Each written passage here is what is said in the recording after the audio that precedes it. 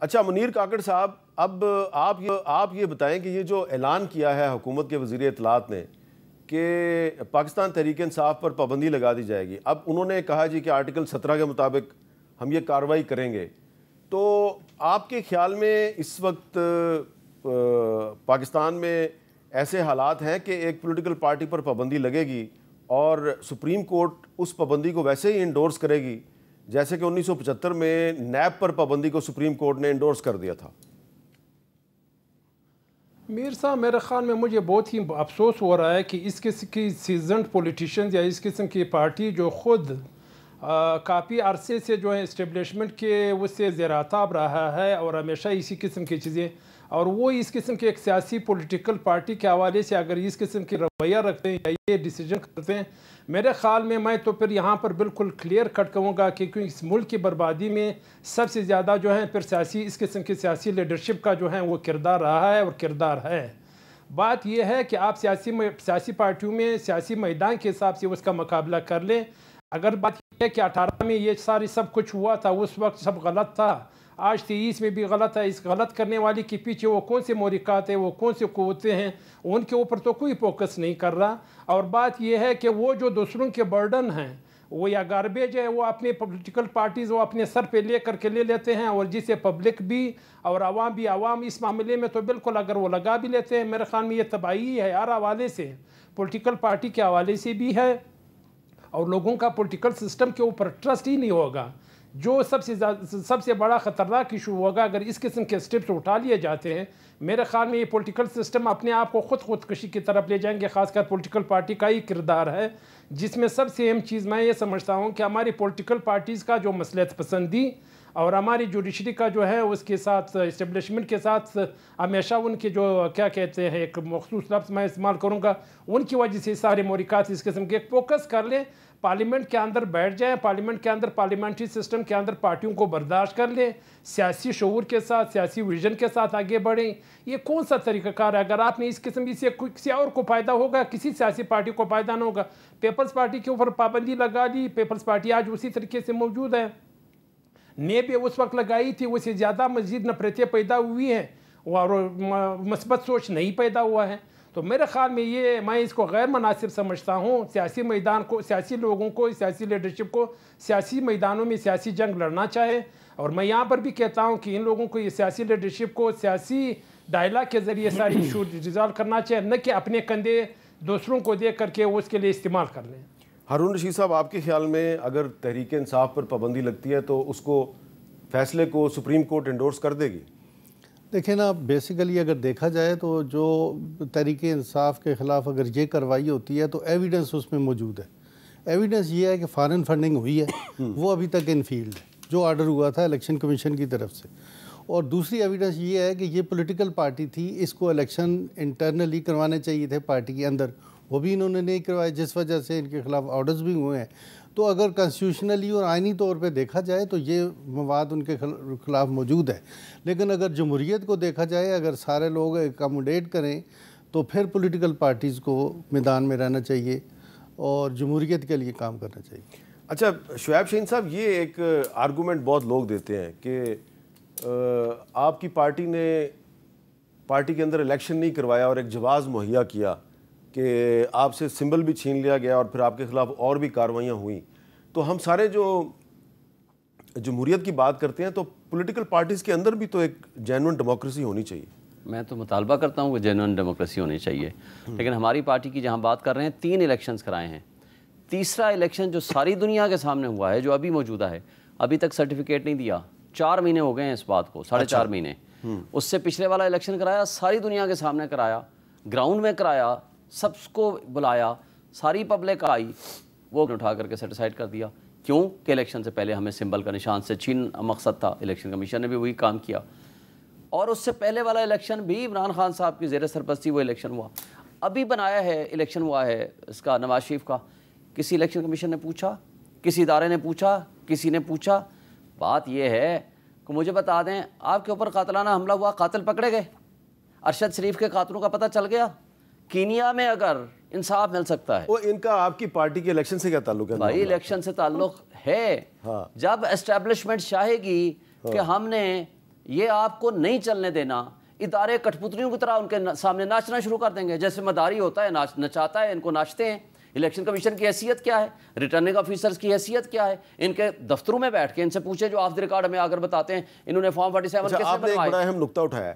طلال چودھری صاحب یہ کہتے ہیں جی کہ ہمارے پہ یہ اعتراض کیا گیا تھا کہ جی آپ کا جو صدر ہے وہ بلا مقابلہ منتخب ہو گیا, تو اس لیے ان کے الیکشن کو نہیں مانا گیا. تو آپ کی بھی تو پارٹی کے جو قائد ہیں نواز شریف صاحب وہ بلا مقابلہ منتخب ہو گئے, تو وہی قانون جو ہے وہ ان پر کیوں نہیں اپلائی ہوا؟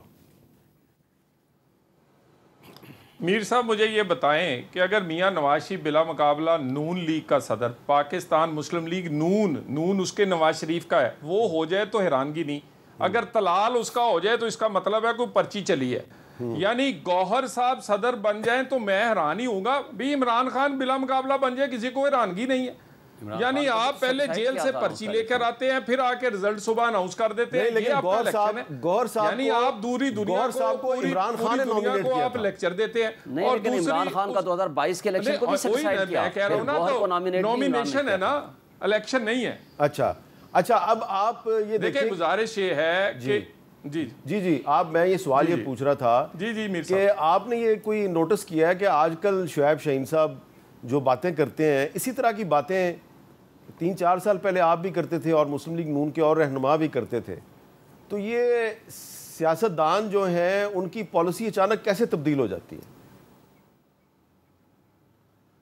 میر صاحب جو فیصلہ یہ پی ٹی آئی کی پابندی کا کیا گیا ہے یہ کسی سیاسی جماعت کے لیے, کسی سیاسی پوری جماعت کے لیے نہ صرف ایک غیر مقبول بلکہ مشکل ترین فیصلہ ہے. مگر دو باتیں ہیں, نہ نظام انصاف ان کی ان چیزوں کو سزا دے سکا, سائفر ہو, فورن فنڈنگ ہو, 9 مئی ہو. 9 مئی کے لوگ آج بھی ان کے ہیرو ہیں. جو وکیل 9 مئی کے ان ملزموں کا ہے وہی عمران خان کے ہیں, اور آج بھی جماعت ان کے پیچھے کھڑی. نہ جماعت پیچھے ہوئی, نہ نظام انصاف اس فیکٹر کو علیحدہ کر سکا پی ٹی آئی سے. باقی رہی مقبولیت جماعت کی, ٹی ٹی پی کی مقبولیت ناردرن ایریا یا ادھر فاٹا میں پی ٹی آئی سے بھی زیادہ ہے. تو پھر اگر آپ نے فرق یہ ہے صرف کہ ایک طرف جینز اور ٹی شرٹ پہنے ہوئے فورن کوالیفائڈ انگلش بولتا ہے, دوسری طرف داڑھی رکھا ہوا پگڑی والا وہ بندوق ہے اس کے پاس, تو میرا خیال ہے اصول سب کے لیے ایک جیسا ہونا چاہیے. غیر مقبول فیصلہ ہو سکتا ہے, مشکل فیصلہ ہو سکتا ہے, لیکن ریاست کے لیے حکومتوں کو ایسے فیصلے اپنی ذمہ داری پوری کرنے کے لیے کرنے پڑتے ہیں, اور کیا ہے, اور اس کو آگے بڑھائیں گے. اچھا آپ نے کہا کہ ٹی ٹی پی جو ہے وہ کافی مقبول ہے بارڈر ایریاز میں. میرا خیال ہے پی ٹی ایم زیادہ مقبول ہے. ٹی ٹی پی تو ایک ملیٹنٹ آرگنائزیشن ہے, وہ کوئی پولیٹیکل پارٹی تو ہے ہی نہیں ہے, وہ تو سیاست پہ یقین ہی نہیں رکھتی. لیکن ایک اور جو اجازت جی بولیں میر صاحب اجازت تو دے کے دیکھیں انہیں. اچھا پی ٹی پی کو کہ وہ زیادہ مقبول ہے کہ پی ٹی آئی ہے. اچھا آپ پی ٹی آئی کی بات کر رہے ہیں, آپ پی ٹی آئی اور ٹی ٹی پی کا مقابلہ کر رہے ہیں, لیکن میں یہ کہہ رہا تھا کہ ٹی ٹی پی بمقابلہ P T M Pashtun Tahaffuz movement, کیونکہ آج جو بنو میں جو حملہ ہوا ہے تو اس میں ایک طرف ہمارے فوجی جوان شہید ہوئے ہیں, دوسری طرف بہت سے عام لوگ بھی اپنی جان سے چلے گئے ہیں, تو اس پر وہاں پہ کافی مظاہرہ ہوا. لیکن میں ابھی ایک سوال دوسرا جو ہے وہ اٹھانا چاہ رہا ہوں کہ یہ جو حکومت اور اپوزیشن کی, حکومت اور عدلیہ کی لڑائی ہے, حکومت اور اپوزیشن کی لڑائی ہے, اس لڑائی میں جو مہنگائی ہے اس کا معاملہ جو ہے وہ بہت پیچھے چلا گیا ہے. اور اس وقت ایک بڑا ہی اہم جو نقطہ ہے وہ یہ ہے کہ ایک رپورٹ کے مطابق حکومت نے پچھلے 45 دن میں, یعنی کہ پچھلے 1.5 مہینے میں 32 خرب روپے کا قرضہ لیا ہے. حالانکہ حکومت نے محصولات میں 30% اضافے کے باوجود مالی سال 2023-24 کے آخری 45 دنوں میں, یعنی کہ 15 مئی سے 28 جون تک 32 خرب کا قرضہ لیا ہے. حکومت نے اس عرصے کے دوران یومیہ 71.8 ارب کا قرضہ لیا, جو کہ حکومت کے بڑے پیمانے پر اخراجات کی عکاسی کرتا ہے, اور یہ قرضے بینکوں سے 22% کی بھاری شرح سود پہ لیے گئے ہیں. اور آپ جانتے ہیں کہ اس کے علاوہ پٹرول کی قیمت میں بھی گزشتہ 15 دن میں 17 روپے کا اضافہ ہوا ہے, بجلی بھی مہنگی ہو گئی ہے. تو طلال چودھری صاحب یہ نہیں لگ رہا آپ کو کہ تحریک انصاف پر پابندی کی بات کر کے تو یہ جو مہنگائی ہے اس سے توجہ ہٹا دی گئی ہے عوام کی؟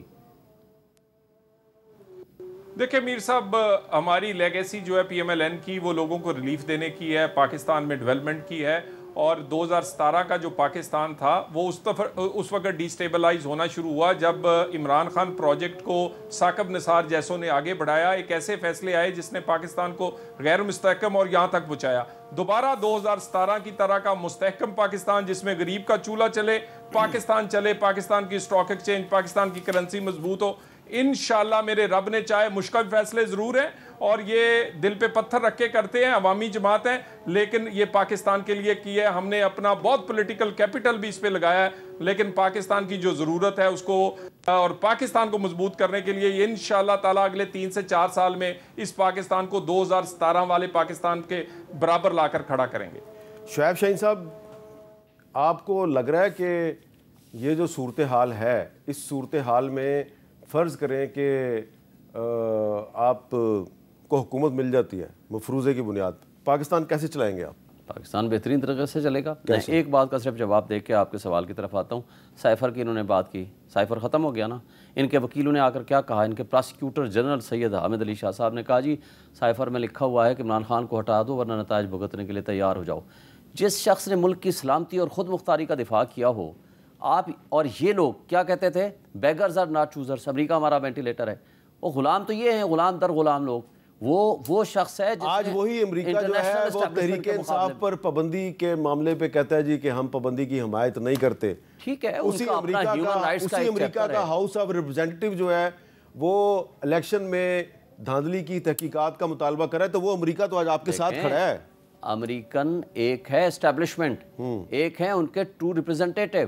مجھے بتائیں دونوں پارٹیوں نے اگر ایز اے ہول سب نے یہ کہا ہے کہ الیکشن آپ کا مانا ہی نہیں، آپ کو اللیجیٹیمیٹ ڈکلیئر کیا، اب آگے آئیں انہوں نے کہا ہے کہ 9 مئی کا پہلے دن سے ہمارا کیا مطالبہ ہے، ہماری پٹیشن آج تک پینڈنگ ہے، نہیں لگی، وہ ہے آپ جوڈیشل کمیشن بنائیں۔ 9 مئی کرانے والے کون تھے؟ یہ پی ڈی ایم اور اسٹیبلشمنٹ، تاکہ پی ٹی آئی کو کرش کیا جا سکے۔ مقصد کیا تھا؟ 14 مئی کو الیکشن کا آرڈر تھا سپریم کورٹ کا، کنٹمپٹ پروسیڈنگ شروع ہو گئی تھی، انہوں نے 9 مئی کرا کر کے الیکشن کو بھول گئے، الیکشن کرنے نہیں دیا۔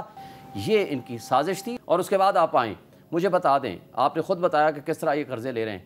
بھائی $1 بلین تو یہ صرف گندم سکینڈل میں کھا گئے، $12.5 بلین ان کا دبئی لیکس میں پیسے آ گئے۔ مجھے بتائیں راؤ انوار جو زرداری صاحب کا خاص بچہ ہوا کرتا تھا، مجھے بتا دیں 77 اس کی پراپرٹیز نکلی ہیں، محسن نقوی کی فیملی کی نکلی ہیں، زرداری کی فیملی ہے، نواز شریف کی فیملی ہے۔ کیوں تحقیقات نہیں ہو رہی؟ پیسہ ادھر سے اٹھاتے ہیں، منی لانڈرنگ کے ذریعے ملک سے باہر لے جاتے ہیں۔ بات یہ ہے کہ انہوں نے صدر ہاؤس کا خرچہ 68% بڑھا دیا، پرائم منسٹر ہاؤس کا خرچہ 48% بڑھا دیا۔ آپ نے تو اپنے اخراجات بھی کم نہیں کیے، آپ نے اس ملک کو ایسی دلدل میں پھنسا دیا ہے۔ ملک میں آپ بہتری کی بجائے آپ اس ملک کو اس طرح کرنا چاہتے ہیں کہ انہوں نے تو اپنے ہیلی کاپٹرز پکڑنے ہیں، ملک چھوڑ کے بھاگ جانا ہے، سفر کرنا ہے میں نے اور آپ نے۔ اچھا، سب سے بنیادی شرط ہوتی ہے پولیٹیکل اسٹیبلٹی۔ زرداری صاحب نے 13.5 سال جیل میں گزارے ہیں، کبھی بھاگے نہیں پاکستان سے۔ ویسے چلیں زرداری صاحب کی میں بات کروں یا نہ کروں، زرداری صاحب 3 سال کے لیے گئے تھے نا، جب ایک دفعہ غلطی سے بیان ان سے ہو گیا تھا، یاد ہے نا آپ کو کہ آپ 3 سال کے لیے ہو، ہم پرماننٹ ہیں۔ 3 سال وہ باہر رہے اور اس کے بعد واپس آئے۔ لیکن میں ایک بات بتا دوں آپ کو، بات یہ ہے کہ اس ملک کو سٹیبلٹی تب آئے گی جب ٹرو سینس میں ٹرو ریپرزینٹیٹیو آئیں گے۔ یہ 17 سیٹوں والے آ کر اقتدار میں آپ بٹھا دیں، ان کے اوپر ٹرسٹ کون کرے گا؟ ان کی کیپیسٹی کیا ہے؟ عوام نے تو ان کو ووٹ ہی نہیں دیے۔ دیکھیں عوام پتھر باندھے گی اپنے پیٹ پہ لیڈر کے لیے جس کو اس نے ووٹ دیا ہے۔ اچھا، لیکن اس وقت ووٹ بھی نہ دیں، روزانہ پاکستان میں حملے ہوتے جا رہے ہیں، اس پہ بھی بات کرنی چاہیے کیونکہ مجھے بڑے میسیجز آ رہے ہیں۔